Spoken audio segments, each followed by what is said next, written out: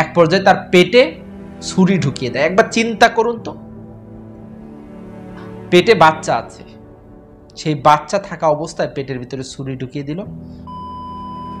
আসসালামু আলাইকুম দর্শক মন্ডলী, আশা করছি আপনারা সবাই অনেক ভালো আছেন। প্রতিটা মৃত্যুই দুঃসহ স্মৃতি রেখে যায়। কিছু কিছু মৃত্যু মেনে নেওয়া মানুষের জন্য অনেক কষ্টকর হয়ে যায়। আজকের এই ভিডিওতে আমরা দুইটা মৃত্যুর ঘটনা আপনাদের সাথে শেয়ার করব। মনোযোগ দিয়ে ভিডিওটি দেখবেন। এই দুইটা মৃত্যু আসলে মানুষের হৃদয় কতটা ছুঁয়ে গেছে আপনারা সম্পূর্ণ ভিডিও না দেখলে বুঝতে পারবেন না। বিশেষ করে সাংবাদিক সারা রাহানুমা, বেসরকারি টিভি চ্যানেল গাজী টিভির একজন সাংবাদিক ছিল। হঠাৎ করে গতকাল রাতে তার মৃতদেহ উদ্ধার করা হলো। ধারণা করা হচ্ছে তাকে হত্যা করা হয়েছে। এটা নিয়েই সামাজিক যোগাযোগ মাধ্যমে ইতিমধ্যে গুঞ্জন, আলোচনা, সমালোচনা শুরু হয়ে গেছে। বিস্তারিত আলোচনা করব, বিস্তারিত একেবারে প্রথম থেকে শেষ পর্যন্ত কেন হলো, কিভাবে হলো, কারা জড়িত ছিল জানতে পারবেন। তাছাড়া আরো একটা মৃত্যু খুবই খারাপ লাগলো, যেটা যাত্রাবাড়িতে সংঘটিত হয়েছে। বিশেষ করে যাত্রাবাড়িতে একজন অন্তঃসত্ত্বা নারীকে হত্যা করা হয়েছে। সে, ওই মহিলাটি বা নারীটি নিজে বলছিল যে হত্যা করতে আসছিল যে আমি অন্তঃসত্ত্বা, আমার পেটে 9 মাসের সন্তান আছে, আমাকে মারবেন না প্লিজ। তারপরেও তাকে ছাড় দেওয়া হয়নি। দর্শক মণ্ডলী, এমন একটি ঘটনা ঘটেছে রাজধানীর যাত্রাবাড়িতে। সেখানে শহীদ জিয়া স্কুল অ্যান্ড কলেজের পিছনে এক নারী, নাম তার সীমা আক্তার, বয়স বেশি না, মাত্র 22।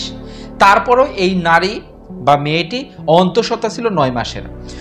গতকাল রাতে হঠাৎ করে এক দুর্বৃত্ত তার বাসায় ঢুকে পড়ার পর তার হাতে ছিল ছুরি। রীতিমতো ঢুকে পড়ার পর ওই নারীর দিকে তেড়ে যায়। নারী তখন বলে আমি অন্তঃসত্ত্বা, আমাকে মারবেন না। তারপরেও ওই দুর্বৃত্ত বা খুনি তার কাছে তেড়ে যায়, তাকে এলোপাতাড়ি ছুরিকাঘাত করতে থাকে। এক পর্যায়ে তার পেটে ছুরি ঢুকিয়ে দেয়। একবার চিন্তা করুন তো,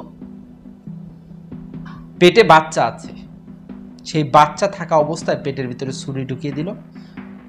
পরবর্তীতে সে নারী ছটফট করতে থাকে, চিৎকার চেঁচামেচি করতে থাকে। আশেপাশ থেকে ছুটে আসে মানুষজন, তাকে দ্রুত ঢাকা মেডিকেল কলেজ হাসপাতালে নিয়ে যাওয়া হয়। ওই অবস্থায় ওই নারীকে ডাক্তারেরা যেটা করে, সিজার করে, যেন ওই বাচ্চাটিকে বাঁচানো সম্ভব হয়। সিজারের পর সেই বাচ্চাটি ভূমিষ্ঠ হয়, কিন্তু দেখা যায় সেই বাচ্চাটির বুকেও ছুরির আঘাত লেগেছে। সাথে সাথে বাচ্চাটি মারা যায়। মায়ের কি হলো? মা আজকে বিকাল 3টার সময় মারা গেল। দর্শক মণ্ডলী, একই সাথে দুইটা প্রাণ নিয়ে নিল এক খুনি ঘাতক।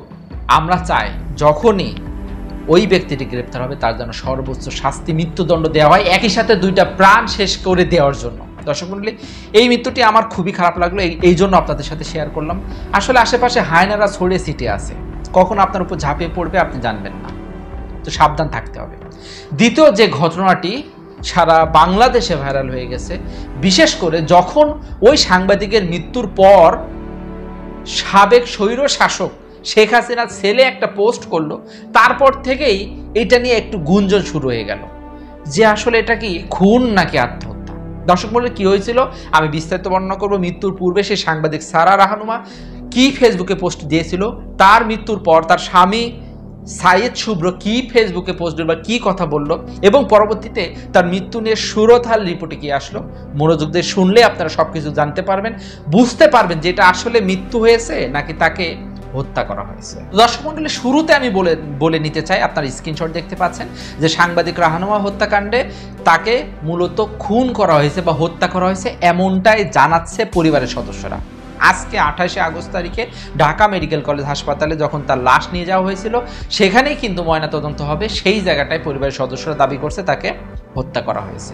দর্শক মণ্ডলী, কি হয়েছিল পূর্বে? গতকাল রাত সাড়ে 12টার দিকে মূলত তার লাশটা হাতিঝিলের 1 নম্বর সেতুর ওখানে ভেসেছিল। ওই এলাকায় একজন সাগর নামে একজন পথচারী দেখতে পায় একজন নারীর লাশ ভেসে আছে পানিতে। পরবর্তীতে তাকে দ্রুত গতিতে সেখান থেকে উদ্ধার করে ঢাকা মেডিকেল কলেজ হাসপাতালে নিয়ে যাওয়া হয়, কিন্তু দেখা যায় যে তার আগেই সাংবাদিক রাহানুমা মারা গেছে, মানে তার মৃত্যু হয়েছে। দর্শক মণ্ডলী, মৃত্যুর পূর্বে প্রতিটা মানুষ কিন্তু বাঁচতে চায়, কেউ কিন্তু মরতে চায় না। আপনি কি মরতে চান? কখনোই বলবেন যে আমি মরতে চাই। দু একজন যাদের মাথায় সমস্যা আছে তারা ছাড়া কেউ কখনো মরতে চায় না। মৃত্যুর পূর্বে বারবার বিভিন্নভাবে ইঙ্গিত দিয়ে গেছিল, ফেসবুকে পোস্ট করেছিল যে আই উইল ডাই টুডে, এই টাইপের পোস্ট করেছিল যে সে মারা যাচ্ছে, কিন্তু ওই সময় তার পাশে কারো দাঁড়ানো দরকার ছিল। যখন অফিস শেষ হয়ে গেল, সাংবাদিক রাহানুমা সে জিটিভিতে কাজ করতো, যখন অফিস শেষ হয়ে গেল তারপরে বাড়ি পৌঁছালো না, বাড়িতে গেল না, একজনের মাধ্যমে বাসা ভাড়ার টাকা তার স্বামীর কাছে পাঠিয়ে দিল। স্বামী আবার তাকে ফোন করে জিজ্ঞাসা করলো যে তুমি বাসায় না এসে টাকা পাঠালে কেন? বললো আমি পরবর্তীতে আসব। এই ধরনের ছোট ছোট ইঙ্গিতের মাধ্যমে বোঝাতে চেয়েছিল আমি আজকে মারা যাব, তাহলে আমাকে বাঁচাও, কিন্তু কেউ তাকে বাঁচায়নি। কি পোস্ট করেছিল ফেসবুকে আমরা একটু দেখে আসি, তাহলে বুঝবেন।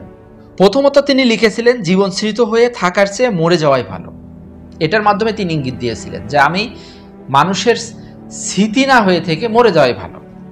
পরবর্তীতে তিনি আরও একটি পোস্ট করেছিলেন এবং সেখানে তিনি কয়েকটা ছবিও পোস্ট করেছিলেন। সেই ছবির পাশে তিনি লিখেছিলেন যে আপনার মতো একজন বন্ধু পেয়ে ভালো লাগলো, ঈশ্বর আপনার সর্বদা আশীর্বাদ করুন, আশা করি আপনি শীঘ্রই আপনার সমস্ত স্বপ্ন পূরণ করবেন। আমি জানি আমরা একসঙ্গে অনেক পরিকল্পনা করেছি, দুঃখিত আমাদের পরিকল্পনা পূরণ করতে পারেনি, ঈশ্বর আশীর্বাদ করুন। দ্বিতীয়ত এই পোস্টটি করেছিল। দুইটা পোস্টই কিন্তু বোঝাতে চাচ্ছে যে তার জীবনে কিছু একটা হতে যাচ্ছে। ওই সময়টাতে কেউ তার পাশে দাঁড়ালে হয়তোবা সাংবাদিক সারা রাহনুমা মারা যেত না। দর্শক মণ্ডলী, তার স্বামীর নাম হচ্ছে সায়েদ শুভ্র। তারা মূলত 7 বছর আগে ভালোবেসে বিবাহ করেছিল এবং সম্প্রতি তাদের ভালো যাচ্ছিল না, পারিবারিক সম্পর্কটা ভালো যাচ্ছিল না এবং তারা সিদ্ধান্তও নিয়েছিল যে তারা বিবাহ বিচ্ছেদ করবে, কাজী অফিসে যে বিবাহ বিচ্ছেদ করবে। কিন্তু গত মাসে বাংলাদেশের সার্বিক পরিস্থিতি খারাপ হওয়ার কারণে তারা বিবাহ বিচ্ছেদ করতে পারেনি, অফিসে যেতে পারেনি। তারা কিন্তু কল্যাণপুরে একটা বাসাতে একসাথে থাকতো। এবং আরও একটা কমেন্ট, সেটা আসলে সবাইকে নাড়া দিয়েছে যে আই উইল ডাই টুডে, মানে আজকে আমি মারা যাব, এই কথাটি বলেছিল। ওই সময় ওই কমেন্টটা যাকে করা হয়েছিল বা যে ফেসবুক পোস্টের আন্ডারে করা হয়েছিল, যদি ওই সময় একটু খেয়াল করা হতো তাহলে কিন্তু সাংবাদিক রাহানুমা মারা যেত না। দর্শক মণ্ডলী, আরও একটা নিউজ দেখলাম যে তার সাংবাদিক রাহানুমার কিন্তু ইতিমধ্যে সুরাতাল প্রতিবেদন তৈরি করা হয়েছে এবং সুরাতাল প্রতিবেদনে কিন্তু বলা হচ্ছে যে সাহারা রাহানুমার শরীরে কোনো অংশে দাগ বা আঁচড়ের চিহ্ন নেই, চুল, কপাল ও মুখ স্বাভাবিক আছে, তবে নাক দিয়ে তরল নির্গত হচ্ছে, হাতের আঙুলের নখগুলো নীল বর্ণের দেখা যায়। এই সুরাতাল রিপোর্ট মানে মৃত্যুর সময় তার কেমন অবস্থা ছিল সেটা।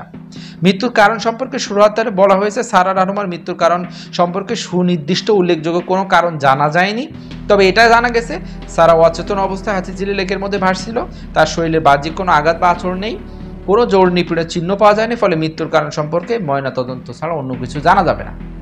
তো এখন পর্যন্ত ময়নাতদন্ত ছাড়া ময়নাতদন্ত ছাড়া আমরা সরাসরি বলতে পারি না যে কিভাবে মারা গেছে, কিন্তু তার যে অস্বাভাবিক আচরণ ছিল মৃত্যুর পূর্বে সেটা দ্বারা বোঝা যাচ্ছে যে কিছু একটা গন্ডগোল আছে, তার স্বামীর সাথে কিছু একটা গন্ডগোল আছে, এর পিছনে কেউ না কেউ কিছু একটা করেছে।